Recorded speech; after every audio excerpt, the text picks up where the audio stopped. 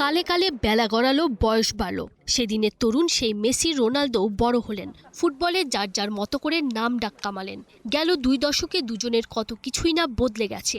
বদলায়নি কেবল Messi Ronaldo বিতর্ক, মাঠের performance থেকে শুরু করে ব্যক্তিত্ব, সবকিছুতেই চলে তুলনার পাল্লা।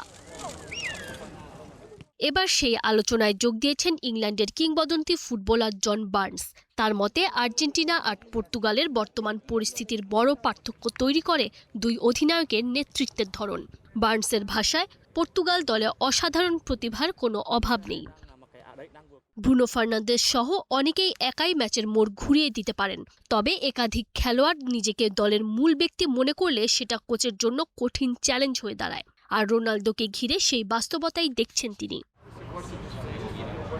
এমনকি প্রয়োজনে শক্তিশালী প্রতিপক্ষের বিপক্ষে কোচ রবার্তো মার্টিনেজের রোনালদোকে একাদশের বাইরে রাখার সাহসও দেখানো উচিত, যেটা কিনা পর্তুগিজ কোচ করতে পারছেন না। তার দাবি, প্রত্যাশা মতো কিছু না হলেই রোনালদোর হতাশা পুরো দলের ওপর প্রভাব ফেলতে পারে।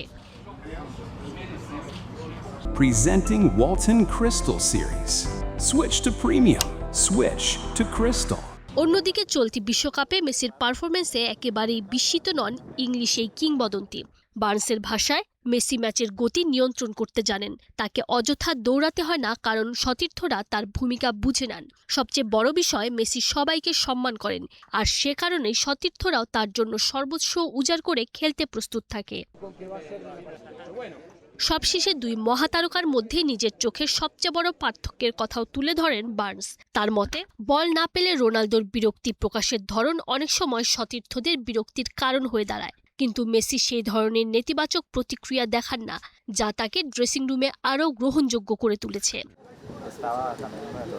মেসি আর রোনালদোকে ঘিরে বিতর্ক হয়তো কখনোই শেষ হবে না, তবে জন বার্নসের মতে একজনের সবচেয়ে বড় শক্তি তার নেতৃত্ব, আর অন্যজনের সবচেয়ে বড় চ্যালেঞ্জও হয়তো সেই নেতৃত্বই। Tanzim Osim, star play.